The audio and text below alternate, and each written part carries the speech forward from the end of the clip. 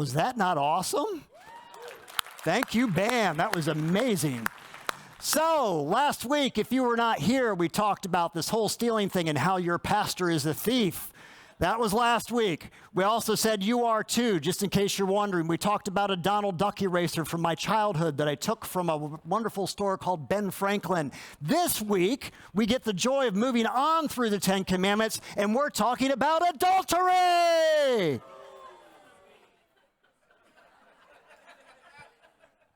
See you next week. All right, so I thought in order to get there, I wanted to talk to you about the first girl I dated. The first girl I dated, her name was Linda. And when we were in that time frame, so I'm like in 11th grade, she's in 9th grade, and first time dating, right? And I've got a 1974 Ford Grand Torino. So it's Starsky and Hutch, right? So if you think Starsky and Hutch, except it was really an ugly brown with a black top, okay? So not Starsky and Hutch. And so we would go on dates, and the dates looked like this. I'm driving, and it's a bench seat, all right? Anybody remember bench seats in the cars? Okay. So none of this bucket stuff. No shifter here. There's a shifter on the column. And she's sitting over here, okay? And so this is what it looked like. The whole date looked like that. We'd go to the movie, we watched the movie, and then we would finish watching the movie. I don't think we even shared popcorn for fear that our hands might touch each other, all right? So we would have this, and then I would take her back to her house, and I would drop her off. Good night, right? And she would go into her home, and I would go to Denny's and have a milkshake. All right, so this was the date night period of my first time dating, right? So we're going through this. Well, we go along, and I'm in the band of gold at this time, and so we had band parties. We had all kinds of stuff that would happen, and so we'd go out in groups and stuff. Well, there was this one time where I got into that big, bad Gran Torino, and Linda's with me, and there's a group of people, and this person comes sliding in right next to me, and I was like, interesting. It's not Linda. It was Margot. And Margot jumped in the car ahead of Linda to be able to sit right there. And I was like, well, that's different. That's different. I started dating Margot and said goodbye to Linda. And so we're on to the second one. Now, here's the problem. I want to point out the problem. I want you to see the problem. I want you to see me in 11th grade. All right, so here you go. All right. Huh? Aren't you so glad that hair went out of style? The ruffled tux, you know, this is good stuff. I gave this picture to Gideon, who's our tech person. He's like, I would not have known that was you if it didn't come from you, right? This is the beauty of what ministry does to you. Everybody should go into ministry and end up looking like this. So this was the problem, right? The girls, they were just coming. Just like Margot sat right there. And then I get with Margot, I'm dating her for a while. And then you can take that picture down. Thank you very much. Thank you. All right, so now I'm dating Margot. Well, then I saw this girl, and her name was Dawn. Well, then it became goodbye, Margot. Hello, Dawn. And this was my story, right? After a while, I finally got to the place of like, you're an idiot. You're an idiot. That first one, that Linda girl, she's the one. And so now I had to go back and try and win back Linda because she's now dating somebody named Brian. Whew, worthless, right? So I'm dating this guy Brian, and I'm like, I have to win her back. So it took months of time for her to probably get back to the place where she could trust me to be able to say, all right, we engaged we had a relationship, right? And you would think the story was over there. No, my name's Richard, and I liked girls, all right? So I ended up breaking up with her again and again and again. We ended up getting engaged, though, in spite of that. She broke up with me one time, because I'd broken up with her multiple times, and she said, you know what? I'm not doing this anymore. Goodbye to you. And I had never experienced that. And I was like, that doesn't feel good, right? That doesn't feel good. And so I had to go through the process again of trying to win her back. But was Richard done yet? Everybody say, no, no, no. We're engaged, and I broke off the engagement. Thank you. Shame on me. That's what I did, though. I broke off. And then we ended up getting married, in case you don't know. We did. That did happen, all right? So 40 years later, we're together. The first girl that I dated is the last girl that I dated. But not that's right, woo! But not the only girl that I dated. And the thing is, we get to the place where we get to marriage, and it's like, you have to turn it off, right? You have to turn off that whole, Margot, Dawn, list, right? Linda. And you have to turn that off. Think about this. Who is the person that I can hurt the most in the world? And who's the person that can hurt me the most in the world? It's Linda, right? It's Linda, and I can hurt her because we've made this commitment to one another that says, come what may, no matter what, no matter circumstances, we're actually going to stick together as one.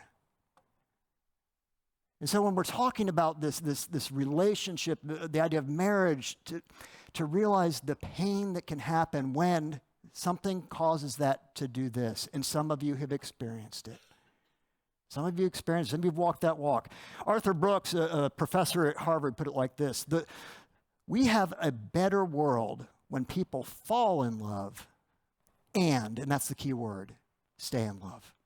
We have a better world when people fall in love and actually stay in love. What we want is a soulmate. And the problem is that we have this tendency, because we're human, all right, to chase our feelings.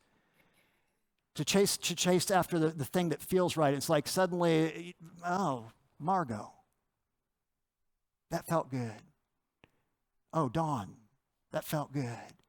And we chase the feeling rather than focusing on the commitment. We long for the excitement, the passion, the fire, the early days of dating, and the feeling of butterflies and goosebumps. We want that back. It's part of what we long for. So, let's read some scripture. Let's read it together. It's a long one. Are you ready? Here we go. I don't even have to look at this. Watch this. Ready? You shall not. Thank you. You preached the sermon. You shall not commit adultery. Here's the thing. We want soulmates, but we don't want to do soul work. And we have to get to the place of saying the thing that we want, to realize that it actually takes work to get to that place, that it's a little bit of a struggle to overcome challenges together. How many of you have made a New Year's resolution this year? 1, 2, 3, 4. Okay, so 4 out of maybe, roughly 300 people. All right, so for the 4 who did, you get off the next question. Congratulations, you moved to the front of the class. Why didn't you? Why? Say it. You can say it loud. It's like, you should do it, right? And you keep putting it off, and maybe it's because you look back over the course of your life and you're, hey. All right, you look back over the course of your life and it's like, I've failed so many times. I've not achieved the goal that I've sought to do. And sometimes when it comes to relationships, we sometimes look at it the same way. We look back over our life and maybe find the places where things didn't work out, or we get distracted and suddenly, Margot, Dawn. And our eyes turn away from the thing that we're supposed to be focused on into something that we should not. This isn't about resolutions. This is about relationship. It's about having a heart for another that says, I'm committed. I would argue that maybe one of the things that we long for most is intimacy, right? It's intimacy. And one of the things that we fear the most is intimacy. David Rogers, when he was standing up here talking, it's making me think of that. It's like men, all right? So men, I happen to be amongst you, right? We sometimes struggle with intimacy. We've struggled to, and I'm not talking about intimacy in terms of sex, I'm talking about intimacy in terms of openness, of sharing the wholeness of life together, of saying this is a place where I'm struggling, where I'm in fear. We sometimes struggle with that.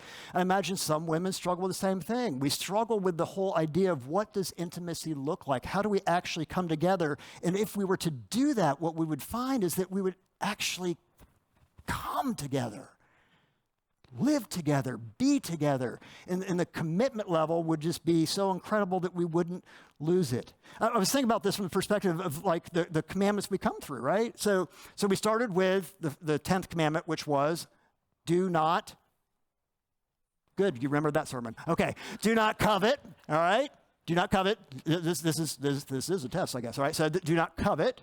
Do not lie. Last week, do not steal. Everybody remembered last week. That's great. All right, so do not steal. Instead, we get to do not commit adultery. Next week, Jeremy gets to talk about, will you please stop murdering people? All right, you know. So when you're looking at, we've talked about how they're connected, but what I want you to see isn't just that they're connected, not just that they lead sometimes one to the other, but that where it's leading. When you're walking from the bottom up, and the reason we're doing the series from the bottom up is because when you're doing that, you're actually not going up, you're going down. You're going worse and worse. Do not covet, do not lie, do not steal, do not commit adultery, do not murder, right? And each one of those is getting worse and worse. It's like this downward spiral that's just not good. And then I started thinking, it's like adultery, murder, they're right next to each other. Why? Why? If you've gone through adultery, you know. You know what it feels like. Which is worse? Which is worse? To lose the person you love because they pass away, or to lose the person you love because of betrayal? Which one's less painful? They're both painful. And so to see the adultery really close up against the idea of do not murder, to honor the life of the other, I get it. I get the flow, the downward flow of what that's trying to say. It's trying to get us to wrap our minds around the fact that relationships matter. The difference between those two is that if this is do not murder and this is do not commit adultery, there's at least the potential, maybe a very small potential. There's at least the potential that this can be healed, that you can actually come out the other side, that you can walk out of this space and still have a relationship and come back together, sometimes in more powerful ways than you could have ever imagined. It is doable. That said, if you've been through it, those of you who know, you know that the wound that happened, the hurt that happened, it may heal up, but there's always the scar. There's always the scar. There's always a remembrance of what happened, that moment when that happened and you found out the hurt that is present and the pain that is present. And for me, except for Jesus Christ, people can't get through that. To be able to walk that walk. We've all heard, all right, so it's statistics for marriage. So just throw me a number. What's the statistics for people who get divorced? What's the percentage? Right? 50, 60%. 50 to 60%. What I hadn't heard was how many of those are the result of adultery? And so I had to dig a little bit into like, all right, so out of this 50 or 60%, how many of those marriages are falling apart because somebody betrayed the other? And it looks like about 20 to 25%. All right, so that's, when you break it down, that's a lot of people. It's a lot of people that are struggling with the very command that we're looking at today. People that are breaking the vows where when we stand, where Jeremy and I stand before a couple, we say things like, forsaking all others, keep only unto him or unto her, for as long as you both shall live, right? When we're actually standing up there saying those words, this is the thing. We're not standing up there saying, do you love him? Do you love her? You know what we're saying? You don't even remember and you're married. All right? What we're saying is, will you love him? Will you love her? For better, for worse, for richer, for poorer, in sickness and in health, right? To love and to cherish till death us do part, all right? It's not due, because in that moment, when you're dressed up in a cool tux like I was, which is a graduation photo, not a wedding photo, all right? But when you're dressed up in the tux, guys, or when women, you're dressed up in the beautiful white gown, whatever the case may be, when you're doing that, you're in love. You're in love. It's like, oh my, the world rises and sets on that person. That's the reason you're probably standing at the place in a church, at an altar, with a minister, because you're in love. But the question we're asking isn't, do you love? It's, will you? Which means that when we're doing that, what we're doing is we're making a commitment. We're making a faith promise to that person that says all those things, for better, for worse, for richer, for poorer, in sickness and health. I love you, and I'm going to stick right by your side. It means that love, from a Christian perspective, a Judeo-Christian perspective, probably from an Islamic perspective, the people who understand what it means to commit to one another in terms of faith, it's not a feeling. At least it's not only a feeling. It's faithfulness. It's commitment. It's saying, I'm going to be there. It's a decision. It's a future fruit. Adam Hamilton put it like this. He said, feelings of love come and go. We may not always feel in love, but we are always called to seek and practice love. And the danger comes when this other guy, Walter Rangren, comes around and says, the moment of maybe hits. The moment of maybe. And most of us have probably experienced the moment of maybe. It's the moment when Margot sat on the seat next to me. That was a maybe moment. Because I suddenly look over and there she was. And I'm like, cute. I can see myself dating her. And it's not too far to go from maybe all the way over to yes. To actually take that step past the maybe into the yes. Jesus recognizes that moment. Right? Jesus talks about this in a little bit different way. He's got this moment where he's talking about the laws. He's talking about the law against adultery. He says, you have heard it said that you should not commit adultery. Remember that passage? Right? You should not commit adultery. But I say unto you, do not look lustfully upon. Right? That's the moment of maybe. The danger of the maybe is that moment where it's like, don't even look. Don't go down that road. If it hits you, get away from it. Go to a different place. Do not walk down that road. The problem is we struggle with it. Ellsworth Kalis, this is a little bit of a long quote, but I couldn't cut it short. I'm like, you need to hear the whole thing. This is how he puts it. In most cases, we mistake the wrapping for the gift. The wrapping for the gift, which is given all the play in our culture, the seductive body, the insistent persuasion, the intrigue of the forbidden. Perhaps we shouldn't be surprised.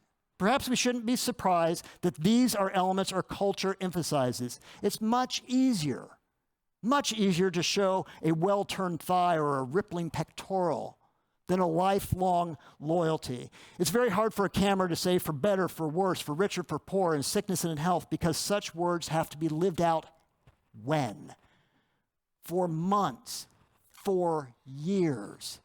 It's why whenever you go to those romance movies, or you watch them on Netflix at home, it always ends with this bright, shiny moment. Because they can't portray what it's going to look like afterwards. All the difficulties that you're going to face. And it doesn't just stop with that little sequence leading up to the moment where the two come together in marriage as one. Here's what I've learned.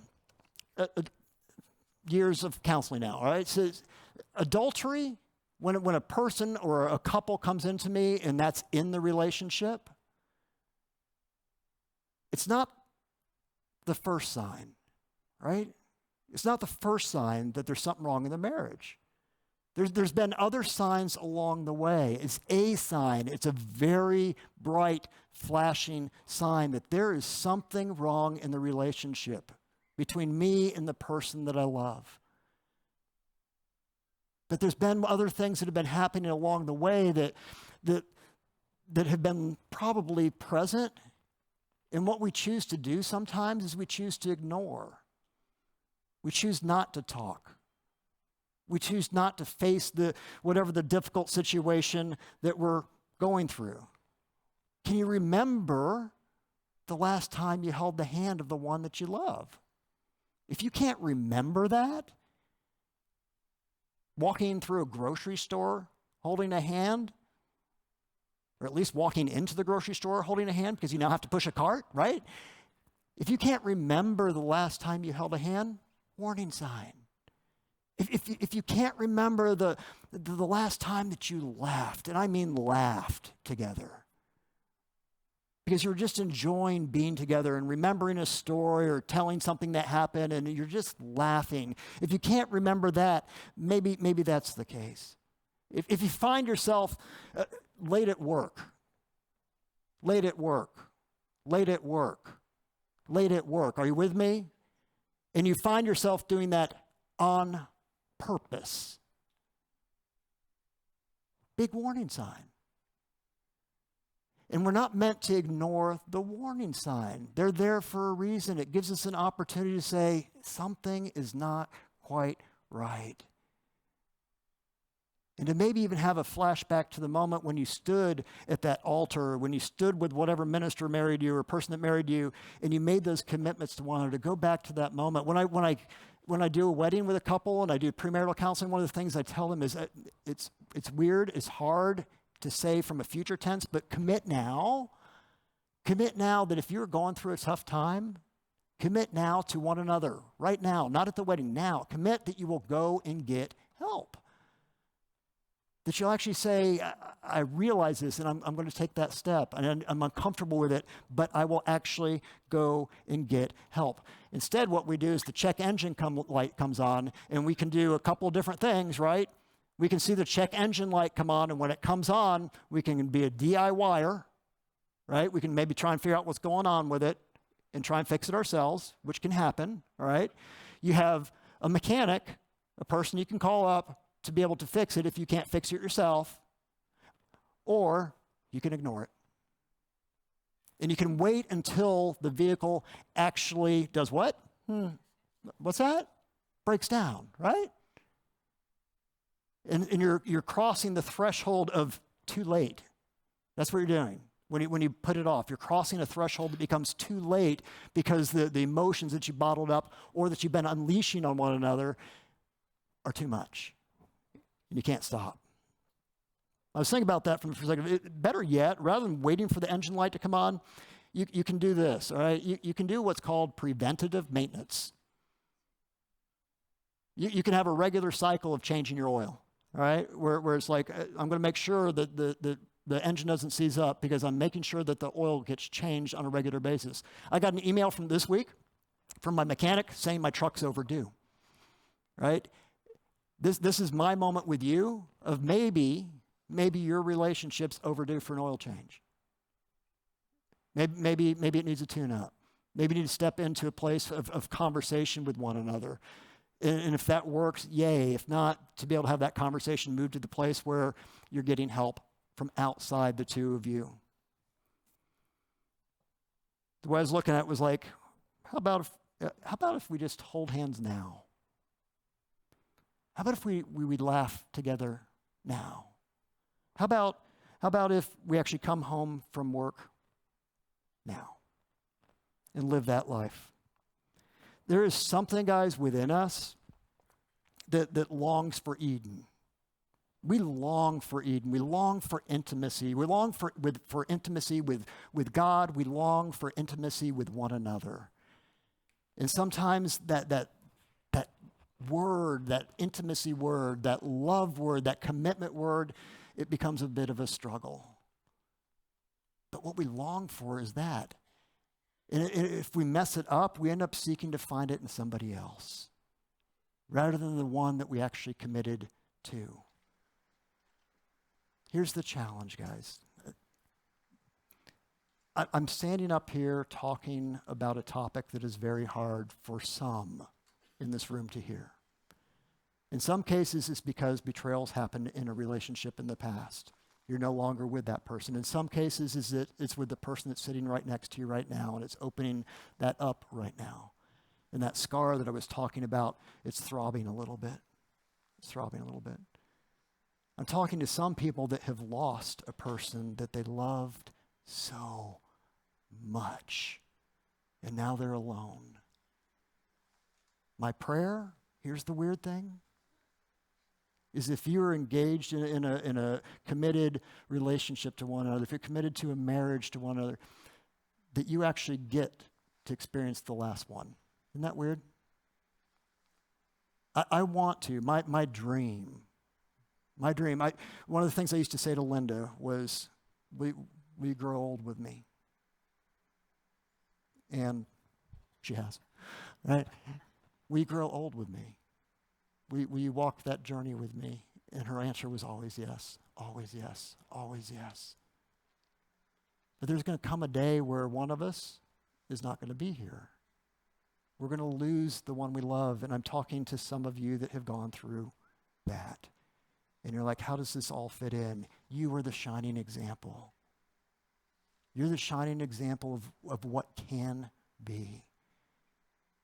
You're the hope. You're the ones that have walked the journey to the place where you're the one left behind. And what I normally tell people at a funeral to the spouse, the one that is left behind, is that it hurts so bad.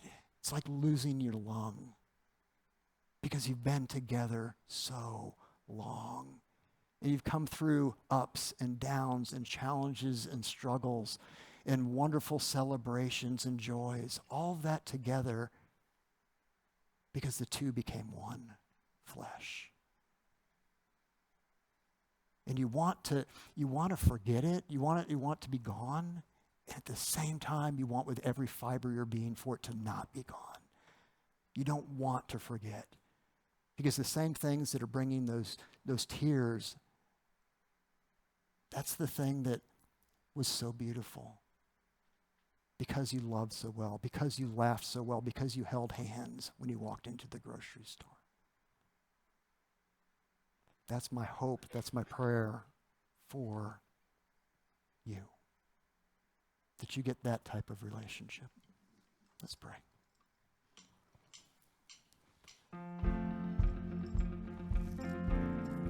God, I thank you for my wife. I thank you for the gift of love.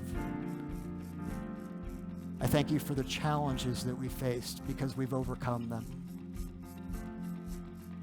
I thank you for people that are willing to sit in a room and hear the 10 Commandments, to hear some of the stuff that maybe we don't want to think about or talk about very often.